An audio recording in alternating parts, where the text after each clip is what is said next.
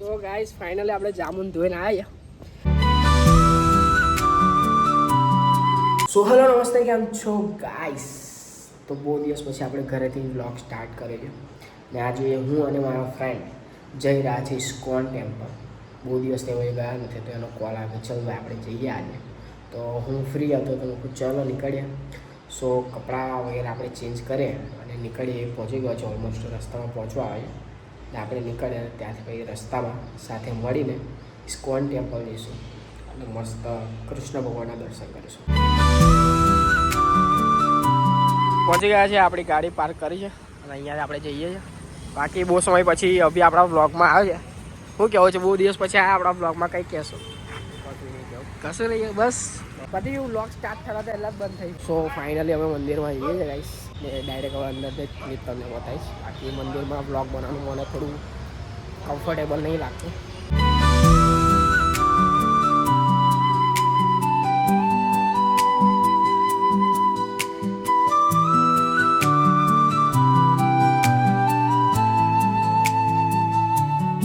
મંદિરની પાછળ જઈ રહ્યા છે. તું વિચાર કર, મારા થ્રુ કેટલા લોકો જેના દર્શન કરતા હશે ઘેર બેઠા બેઠા.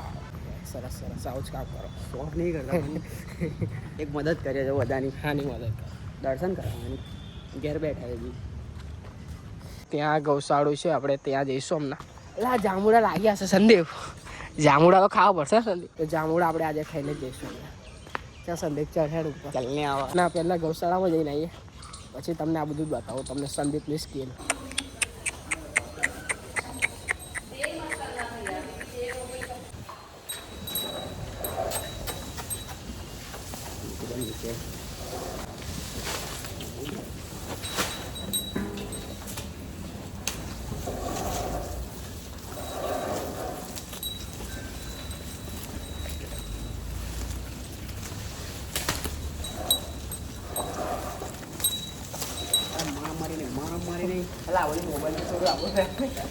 મોબાઈલ પાડ્યો મોબાઈલ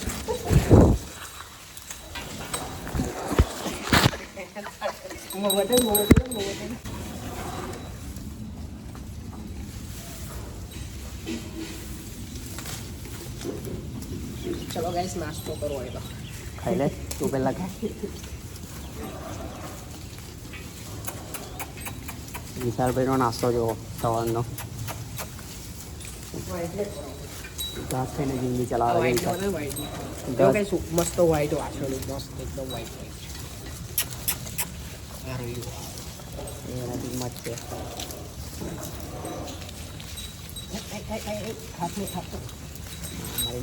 જો ગૌશાળાનું સૌથી નાનું વાછરડું આ રહ્યું ગાઈસ. આનું નામ કાનનું પાડ્યું છે, કાનનું.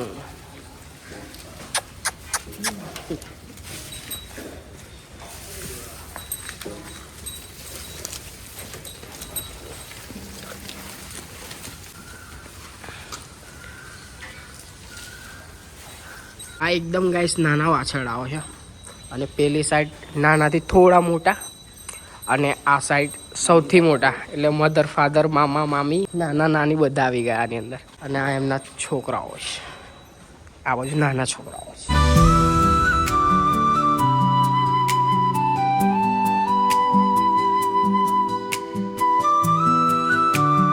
નાના નાના વાછરડાને અમે બ્રેકફાસ્ટ કરાવડાવ્યું છે સવારથી. બાકી હવે સંદીપ જશે જાબુડાના ઝાડ પર. એની ખુફિયા સ્કિલ બતાવશે આજે મારા બ્લોગમાં અને મજા આવશે તમને જોવાની. ખાલી તમે જુઓ. મારી તો આ સ્કિલ તમારે શીખવી હોય તો અમે કોર્સ લોન્ચ કરવાના છે આ સ્કિલ શીખવા માટે, જેની પ્રાઇસ અમે હજુ રિવીલ નથી કરીશું.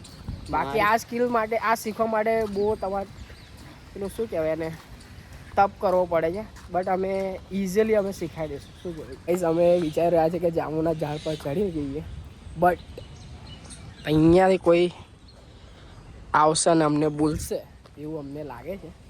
બટ મેં એક પ્લાન બનાવ્યો છું કે આવશે તો મેં કેવું કહીશ, मानव मुझे बहुत भूख लगी है, इस भूख को मिटाने के लिए मैं जामुन के फल तोड़ रहा हूँ, कृपया करके मुझे पर्याप्त जामुन तोड़ने दे जिससे मेरी भूख मिट सके. प्रभु कुछ करो प्रभु, आपकी स्किल का प्रदर्शन करने का टाइम आ चुका है प्रभु। प्रभु का दिमाग काम नहीं कर रहा गाइस, भूखे पेट मेरे दिमाग की बत्ती नहीं चलती। जामुन तो खा પડશે ગાઈસ, કાયદેસર જામુન ખાવા પડશે। તારે કઈ જવાનું? બસ તો ભાઈ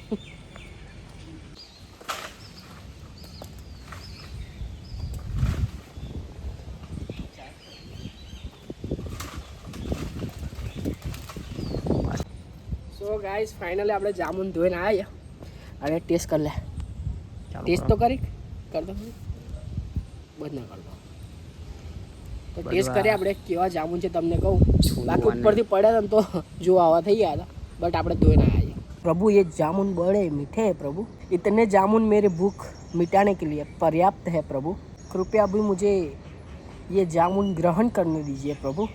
जामुन बड़े स्वादिष्ट है प्रभु, अभी मेरा मन और ललचा रहा है और मुझे लगता है मैं और ज़्यादा जामुन खाऊंगा, और ज़्यादा जब तक मेरा मन नहीं भरे प्रभु तब तक मैं जामुन खाऊंगा। हिसाब में हिसाब कर, बड़े स्वादिष्ट है।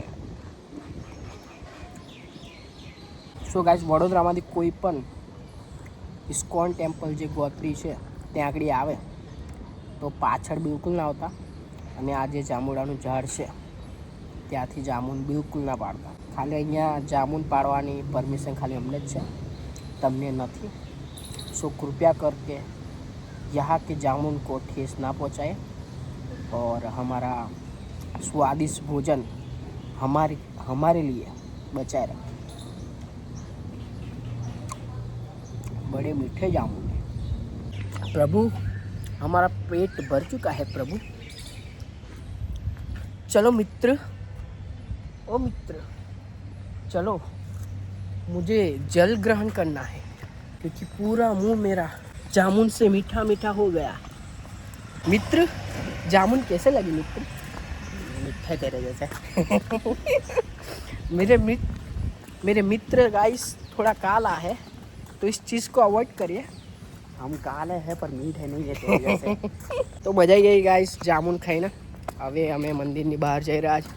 પહેલાં તો મસ્ત અમે આવ્યા છે, હવે મસ્ત આવ્યા અંદર મંદિરમાં ગયા, દર્શન કર્યા, થોડી વાર બેઠા, પછી મંદિરની પાછળ ગયા, ગૌશાળામાં ગયા, અને નાના નાના વાછરડા હતા એમને અમે બ્રેકફાસ્ટ કરાવડાવ્યું, અને પછી અમે જાતે બ્રેકફાસ્ટ કર્યું, એ બી જામુન પાડીને, અને મજા આવી। બાકી હવે બહાર જઈએ છીએ પછી। સો મંદિરની બહાર આવી ગયા છે અને અમે જ્યાં ગાડી પાર્ક કરીએ ત્યાં જઈએ છીએ, અને અહીંયાથી આપણે ક્યાં જઈશું? નાસ્તો કરવા જઈએ છીએ। ચલો તમને મળું આગળ, ચલો લેટ્સ ગો। અહીંયા એની ગાડી પાર્ક કરી છે, હવે અહીંયાથી જશે ઘરે, એટલે હું પણ જઈશ ઘરે, કેમ કે રાત્રે જોબ પરથી આવ્યો સવારે 6 વાગે, કાલ રાતનો હજુ સૂવો રહ્યો નથી, એટલે ઘરે જઈને આપણે ઊંઘીશું મસ્ત। એ હાંજુકના જોઈશું, આપણે વ્લોગ એડિટ કરીશું। બાકી મળું તમને।